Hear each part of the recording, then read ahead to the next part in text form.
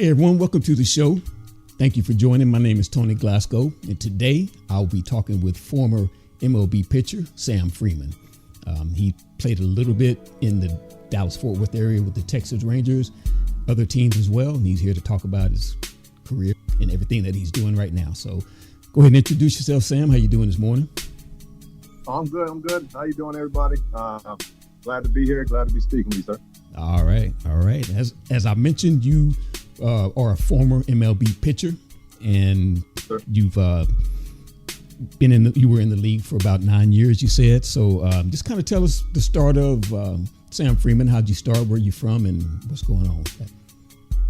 Oh, yes, sir. So born in Houston, grew up here in the DFW area, mostly Carrollton, Texas.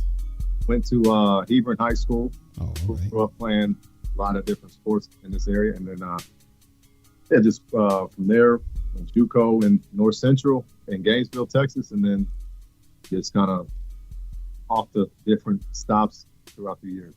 Oh, all right. Yes, all sir. right.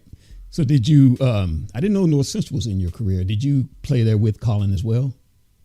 Yes, sir. Okay. Spent the year with Colin, and then Coach Hart was at out and running the D-back out in Denton. Oh, okay. Yes, sir. All right. You say you helped him start that up, helped him get that going, or? Oh, no, sir. See, he just Coach Hart was the head coach. Oh, yeah. For my freshman year. At North Central. Yes, sir. All right, cool. Yeah, Colin did mention that as well. So, man, I didn't know you had so many ties. I knew you just mentioned as we talked earlier that you were from Carrollton, actually grew up in Carrollton, but I didn't know you did NCTC also. So after that, tell us how things went with the draft and everything. Okay, yes, sir. So after my sophomore year at North Central, I had a pretty solid year, strong year. Was drafted by St. Louis in the 24th round, and I got a little greedy, thinking that I had signed with Marshall after my sophomore year, or during the fall of my sophomore year, and so coming off a strong year at North Central, instead of signing, I was like, hey, if I go out and replicate this performance at a school in Conference USA with the competition they face, I can, improve my stock and status. And that didn't go very well.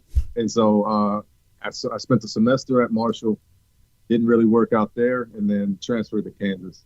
And had a lot of character building moments at Kansas during my 1 year there. And then was fortunate enough to get drafted, and then fell 8 rounds to the 32nd round, and then was able to course correct and continue my career. Okay. All right. So when did you actually make your debut with the Cardinals? Yes, sir, in 2012. Okay. June 1st, 2012. All right. So how did that go? Was that a good outing? Were you stuck in a bad situation? How did it happen? Oh no, it was a terrible outing. It was a historical one. It was Johan Santana. He threw his no-hitter. Oh. It was Mets. And in hindsight, it was cool because I grew up watching and emulating Johan Santana at various points. But no, I came in. It came in bases loaded, and I cashed in all the inherited runners. And so, it was I wanted to forget, so to speak. But again, it was learning experience. Yeah, learning experience. So how were your nerves in that game when you went out there? I mean, that's a tough situation for any pitcher coming out there at any level. Yeah, it was nerves were, very, very nervous. I think I had spent so much time dreaming and working to get to that level that I put it on a pedestal, and so instead of just being in the same mindset in attack mode that I was in the minor leagues, it was like coming up in phase. It was like starstruck, Right, and so right. it went into just wasn't as focused as I should have been. And so very quickly found the game speeding up on me and went into like a pitch not to lose mode instead of like going out and pitching to win. So yeah, the results were an indication of that mindset. Okay. Well, it seems like most of the times they say when you get in a situation like that, you black out and you blur out and whatever. It seemed like you had a pretty good grasp of what was going on, and you, especially how you were feeling and how you were reacting at that time. Oh yeah, yes sir. I did. Yeah. What? Yes, sir. All right. Well, so you ended up, like I said, a little under 9 years playing in the league. So you started out with St. Louis. I'm not sure if this is in order or whatever, but this is what caught my attention. St. Louis, Texas, Milwaukee, Atlanta, and Washington. So you had the most time at St. Louis and a couple years in Atlanta. The thing that jumped out to me is I told you earlier, when Colin mentioned your name, the last name kind of piqued my interest, because I was like, wait a minute, that sounds a little familiar. And then when I started looking at your bio and how you played 54 games at Texas, I'm like, I'm definitely sure I saw this guy pitch. So I started looking a little bit deeper into that. So tell us about your journey through the MLB. How was that? How did that go? It was in the moment I was so dialed in, and so it was just like, hey, it was like a prove it nightly mindset, and so I didn't really. It was just dialed in, focused every day. So it pretty much trying to make sure I was going to earn a spot every day. And so there wasn't really much paying attention to what was going on outside of it. A lot of, like, looking back, a lot of the reflections, like, man, it was tough, man. It was tough. It wasn't, like, just honestly didn't really enjoy it looking back at it, just in terms of because you're essentially singing for your dinner every night. And it's razor thin margins. You get the job done or you don't, and if you don't consistently, then you're fired. And so it's like throughout you listed the teams off, and I think it was like St. Louis, Texas, Milwaukee, Atlanta, Anaheim for a day, and then the Nationals. And it's like I'll work with kids now, and then I'll tell them, it's like, hey, you get fired from all those teams, man. And so it's like that's so looking back at the journey, it was one to where it was kind of, I don't know if high stress is the word, but it was a grind mentally to where it was like, singing for dinner, a lot on the line, a lot at stake every night. And so trying to day in, day out, get the job done. It was a lot going through it in hindsight. Baseball is different from any other sport in itself just because of the length of the season, 162 games. But as a pitcher as well, are you said you were pretty much singing for your dinner every night. So the life of a middle inning reliever, is that you could daily go out on the mound, or is it every 4 or 5 days in your position? How did that work out? Oh yeah, it was every day. Like, there was multiple times throughout my career, especially like Texas. You were either up or in the game, which is like, when I say up, like getting warmed up, getting ready to come into the game. There were stretches where it was like 24 out of 30 days, or you're sick pitching in 6 of 7 days, like 3 in a row, 1 day off, and then you got a back-to-back off of that. And it's also, too, being a middle reliever, not really having an established role, having to be ready to pitch from the first inning to the ninth, and so it's on a daily basis, it's a grind, more so, in my opinion, mentally than physically. Like the physical stuff that wasn't an issue. It was just especially more so in the National League, where they had pinch hitters, and so just being left-handed and doing the matchups, it was a grind, especially early, which I think a lot of it's never really addressed until almost it's too late. Like coming up, you're a middle reliever, or you're pitching in the pen, you're trying to earn a spot, and if you're good, you're doing well, they're going to give you the ball, right? And so it's like you're not established enough to where you can tell them. It's like if your arm's tired, if you're barking a little bit, you're not established enough to where you can tell them, hey, I need a day, because it's like there's that in baseball, there's that Wally Pipp, it's like, hey, you need a day, okay, cool, we'll go find somebody else, and then those opportunities may not come back around. And so and so it's like I said, like razor thin margins is like, hey, if you're good, we're going to keep giving you the ball. And then if you slip up a little bit, we'll find somebody else, And so it's staying locked in, mentally prepared to where you can get the job done on a consistent basis and keep earning those opportunities. So, yeah. Did you ever have a chance or an outing where it just didn't go well at all? Did you ever get bumped down to the minor leagues for a little bit and have to come back up? Oh, yeah. I mean, so this kind of brings me back to coming up through the minor leagues. It was a rehab coordinator at the time. He ended up being a pitching coach for St. Louis in the major leagues. His name is Derek Lilliquist. And coming up, he was saying, hey, it's easier to get there than it is to stay.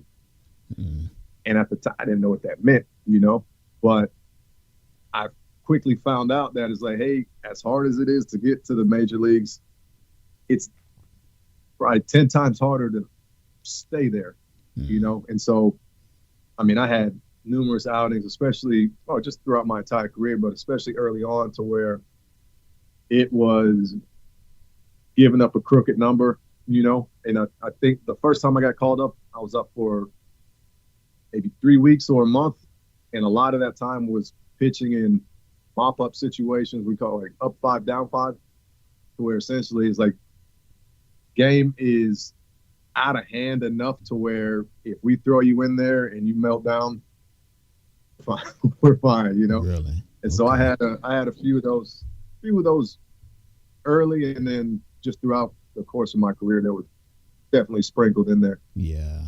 So that's interesting. That's an interesting little thing that most people wouldn't know unless you've actually done that or been around that. That's sometimes the situation that they just put you in. And you just say it's up, down, or down 5. Up 5 or down 5? Up 5, down 5. Yeah. Yes, sir. So that's not really waving the white flag, especially if you're down 5. Mm-hmm. But it's like, hey, we expect you to go in and get these outs so we don't burn another pitch. Yeah. And then just kind of going a little bit deeper and just kind of just how locked in you have to be. Like if you're pitching in the up 5, like if you're up by 5 runs and it's late, and you're not, let's say you're not the setup or the closer, you're in that situation. Let's say you're pitching the 9th. You're in that situation to make sure those 2 dudes don't have to get up or come into the game. Mm. And so, because it's not a save situation yet, but, and it took me a while to kind of, for it to click that if 2 guys get on, then that closer's getting up. So whether or not you do the job or whether or not you get out of it or not, for that day, the way I looked at it is you fail, because it was like you're in there to make sure those guys don't have to come in, get hot, give them some rest. And so if you come in, you start walking dudes, you give up a couple hits, that bullpen has to get hot. And although they don't come into the game, it's that additional volume of throws, them getting hot, them getting warmed up, that takes a toll also. And so, and so sure, you might get out of the game, you might end up with a win, but a manager, coaching staff, the front office is looking at you sideways because it was like, hey, man, did you do your job? Yeah, but not really. Yeah. Yeah. And so those are some of the things that, again, just kind of take their toll on you. You mentioned another little nuance of those that closer having to get up and throw some pitches, that takes a toll on them as well. That's another thing that you just wouldn't think about unless you're in that mindset of a coach or a pitcher, something like that, that you wouldn't think about 10 pitches, 20 pitches wearing on a guy, but it actually does. So it's like, again, in my opinion, that getting hot multiple times, that is just as, if not more, taxing than actually pitching in the games. Mm-hmm. So it's like coming up in a left-handed reliever, like there was the matchup, right? And so it's righties and lefties, but just speaking from my experience, let's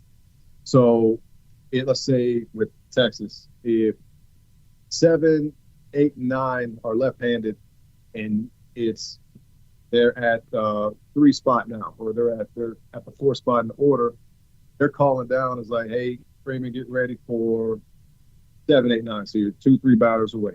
Mm-hmm. All right, so I'm getting hot, firing off pitches. Good. That pitcher gets out of a jam. It's like, okay, Freeman, sit down. And you just kind of wait again until their spot comes up in the order. And then sometimes that could happen 2, 3 times a game, and you pitch or you don't. But over the course of that outing, over the course of that game, those throws, those pitches in the bullpen add up. Yeah. And they aren't calculated. They aren't really totaled unless it's a priority to keep track of it. I think more recently, teams are kind of keeping track of that. Mm-hmm. But that's just for your listeners out there, that's something to keep in mind if and when you start seeing a reliever's performance kind of wane a little bit. That's some added context of some things that are going on behind the scenes that have an impact that you may not be. All right. So from that third batter to 6, 7, or 8, how many pitches would you think you throw at full velocity? Let me ask you this, when you're warming up like that, are you throwing at full velocity? I know not to start, but do you ever get to a point where you're going full? Oh yeah. So it's like every pitch is different. So for me, like I said, just being locked in from start to finish, from first inning to the ninth, I'm kind of reading the game, watching the game, kind of seeing, like I was playing catch with the outfielders, doing some exercises in between innings to where I wouldn't get ambushed, right? So getting ambushed is where, hey, the bullpen phone rings. It's like, hey, Freeman, get hot. And I'm just checked out, not loose, not warmed up, and not prepared, not ready to go. So in that instance, if it's the 3 spot in the 6 batter or the 6 holes,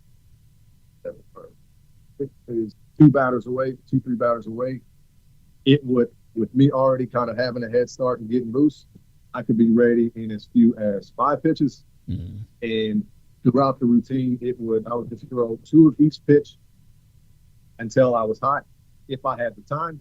And then after that, I would read the game and throw 1 pitch every 2 pitches. And then if it was extended, then I would extend it out to 1 pitch. 1 pitch in the bullpen for every 2 pitches out in the game.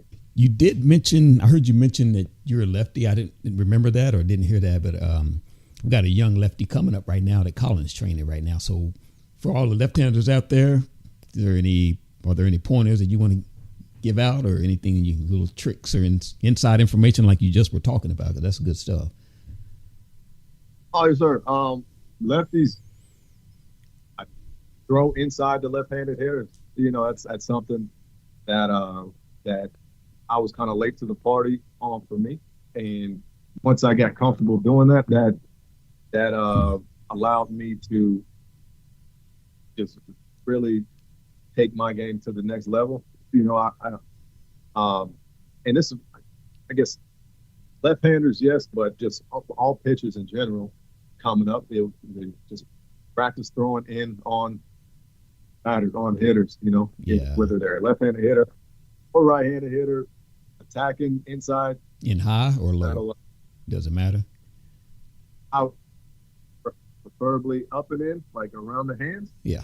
I think that opens up a lot of doors for you and allows you to, if you're good at it, if you practice it and become confident in your ability to execute there. That'll allow you to have a lot of fun out there whenever you pitch on the mound. So Yeah, that's just one thing. that makes sense. Throwing high and in, because that drastically, and just thinking about it, it drastically changes the swing more than inside and low, because you're actually raising your shoulders up, and that's really taking your bat out of the zone anyway. So is that how you kind of scientifically thought about it? Oh, I just look at it as just kind of preying on hitters' fear of getting hit by the ball. Yeah, that too. So, that's a big fear. Yeah, and just I got pretty much, because a lot of hitters don't like fastballs up in it. You can't really do a lot of damage with it in and around the hands. And so they don't see it a lot. It's not really taught a lot. So yeah, I think that it's just a really easy way to exploit a weakness. Yeah, I think just watching games now, it's not really, and just having, like I coached last year with the Royals in low A, the philosophies that pitching philosophies that are being taught and coached now, it's something that's not it's not like actively taught. And so I think just at a young age, if you can establish your ability to do so, you can set yourself apart and dominate, in my opinion. Yeah. Okay. What about hitting? You were in the National League most of your career, right? Did you ever have any at bats, or did they kind of did pinch hitting for you? I had three or four ABs from my time, all with Atlanta, and I think I punched out twice, and I grounded out once. Yeah, maybe 50s. But I messed up because I missed the fastball. It's like they'll give you a cookie, right? Like they'll give you an easy pitch. Most times they just kind of let their guard down against the pitcher. Yeah. And then I just took too much of an aggressive hack, and I missed it. And they started breaking out the nasty stuff, and then it was a wrap for me. Yeah. Did you have any wheels? Were you pretty fast? Oh yeah.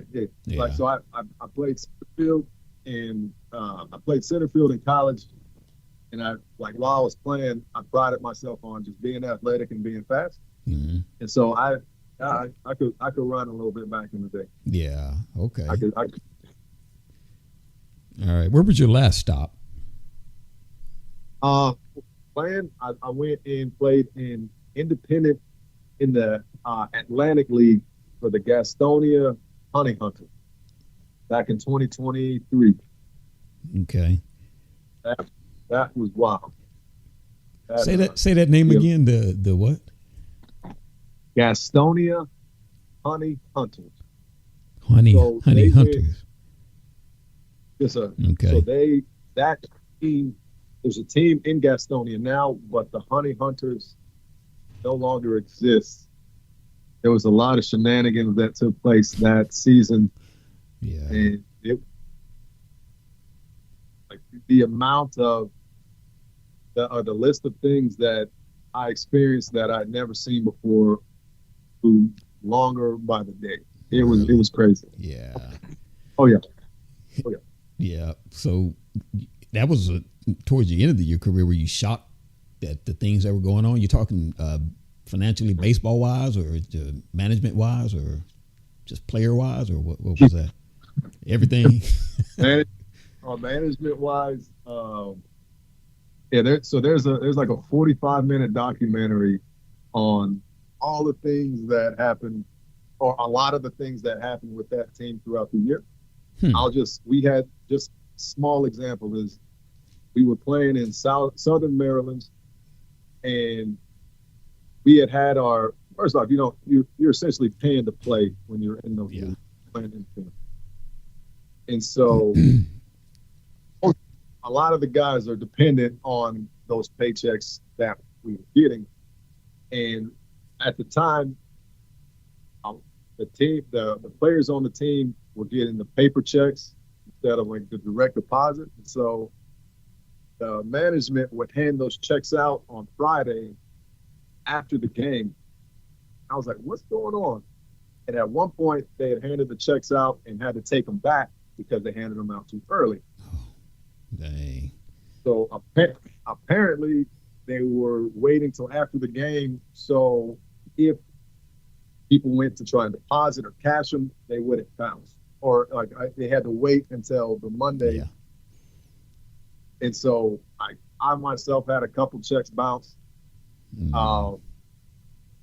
It got to the point to where in South Maryland, we threatened not to play a game because they weren't doing right by the players. And so that's just kind of stressful. That's a sad situation, man. No, that had to be stressful. It was interesting, you know. I looked at it as kind of like, hey, you get to experience like complete opposite ends of the spectrum. Mm-hmm. It was stressful for I was fortunate enough able to play at in the major leagues for a solid amount of time. So it was like that we were okay. But like a lot of the guys, it definitely stressful for a lot of the guys. Yeah.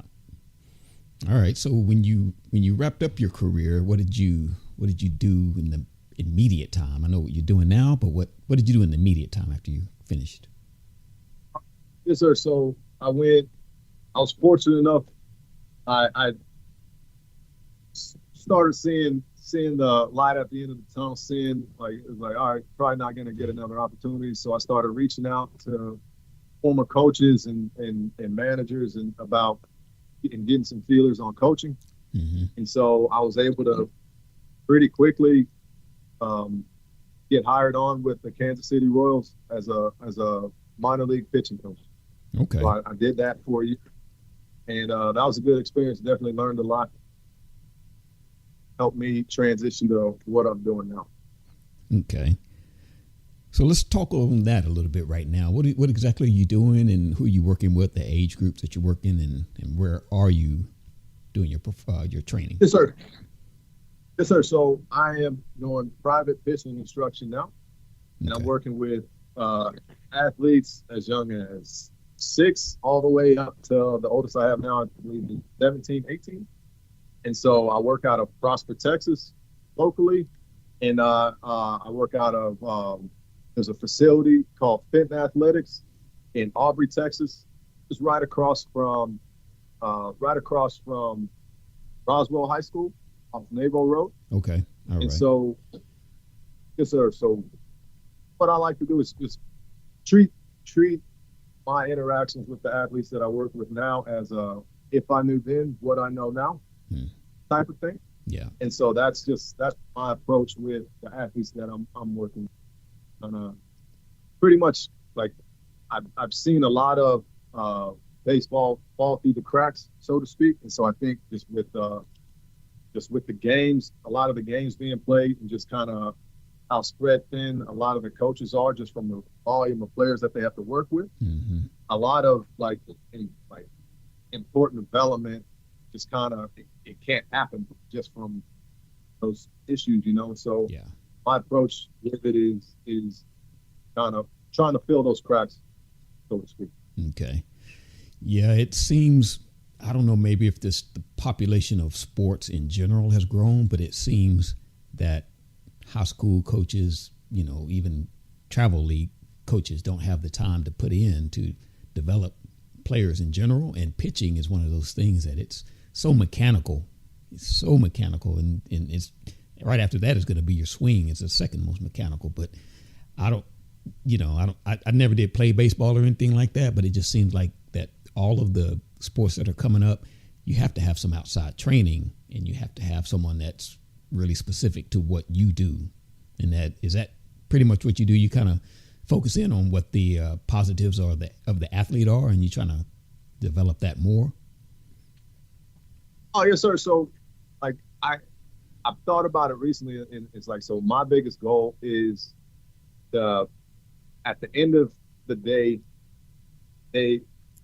when they look back at their time playing, is like, hey, was I informed about the standards and just things that were needed for me to accomplish my goals. Yeah. And so that's what I try to do, is just try to provide as much instruction as possible, answer as many questions as possible, provide them with the resources and information for them to go out and do the work and help try to be the best that they can be. Mm-hmm. All right. So you mentioned the location in Prosper and the location across from Braswell. Do you have any other locations or any social media contacts that you want to give out for the listeners to get in touch with you for training or instruction? Oh, yes, sir. So I have a website. It's www.oldschoolcannons.com. Okay. My X or Twitter is @OSCannons. And Instagram is Old School Cannon. Okay. I like that name, Old School Cannon. All right. So, do you have any type of any events that you do, or do you just do training, anything like that? Do you do any special camps or anything that's a group gathered together to train? So I haven't developed any clinics or camps on my own. I'm currently helping with the RoughRiders camps out in RoughRider Stadium, but that's definitely something that I'd like to get the ball rolling on, as I feel like I can, in a group setting, especially just kind of with the experience and the things that I've learned while working with Kansas City last year. I think a group setting can be beneficial and helpful to athletes as well. So that's definitely something I'd like to start in the near future. Yeah. Okay. All right. Well, I just have one final question. It's kind of a little bit of a fun kind of get to know you question. So is there a movie, TV, or song that you've either watched with your girls or anything like that you'd be embarrassed that your friends knew about? Song or TV show or movie? Embarrassed, no. Just because it's a lot of our friends my age have kids as well, but the Moana, Maui, You're Welcome. That's always a go-to. Yeah. Always a go-to.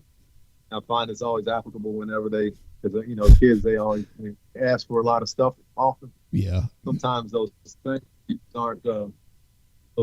aren't always the first thing that come to mind after they get what they want. So yeah, I break that out every so often. Yeah. Well, that's in the movie. That's kind of the essence of it. He was like asking for a thank you, so kind of what you're doing there. Oh, one thing I did forget to touch on. I did want to ask this about your nickname. Early on, you said that your nickname was Freezy, but later on, why don't you explain? I'll let you explain it better.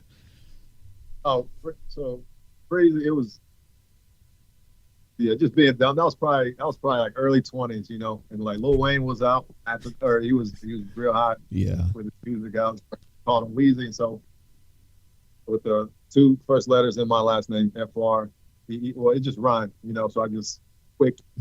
But as it gets kind of cheesy after a while, looking back at it. So, but now I got friends now, they joke because I'm kind of salty in my old age, kind of fun-averse. And so with the kids now, my wife and family friends, no fun free, kids will be running in the house or running by the pool, right? Cut that up, real quick to be a wet blanket whenever it comes to the fun, if I feel like it's getting out of hand. Oh, yeah. Well, I never would imagine that, man. You seem like an easygoing guy. I guess it's different when you getting on your kids or, something like that. So I get that for real. Well, man, I appreciate it. I know you do a lot of things. I know you're busy, and I appreciate the time that you've taken out to talk with me and letting our fans get to know you. And I thank you for all the information that you've given me. I'll definitely have all of your contact information in the description. So if you guys want to get in touch with Sam, you can holler at him on X, Instagram, and he's got his website, which is oldschoolcannons.com. So anything else you want to say? Last things you want to say? Oh, yeah. One quick, here recently, I was able to meet some of the research physical therapists at Scottish Rite Hospital off of in Frisco. Mm-hmm. And they're offering like movement assessments for young athletes. It doesn't matter the sport. And I think it's a good way to get some objective feedback on just ways to improve athletes' performances and kind of get proactive with avoiding injury in their sports science labs where they do biomechanical work and motion capture. Is that along the lines of functional movement screening, but a little more high tech? Yes, you say they have some imaging they do along with that as well. Yes, sir. So definitely that's more data driven. Just a lot of stuff that's over my head that I'm in the process of learning about, but definitely I would say more in-depth functional movement screening. Like I have some of the stuff here is like they'll look at like strength output, power output, stability, balance, mobility, just movement quality stuff all around. It was pretty cool. I was blown away by what they got going on over there. So okay, definitely looking forward to that in the future. It can be really good. Okay, especially just for those things. Yeah, for sure. I'll definitely put that in. All right. Well, I appreciate it. And like I said, you take it easy and have a good day. And thank you for coming on. For sure. Thank you for having me. Yes, sir. You're welcome.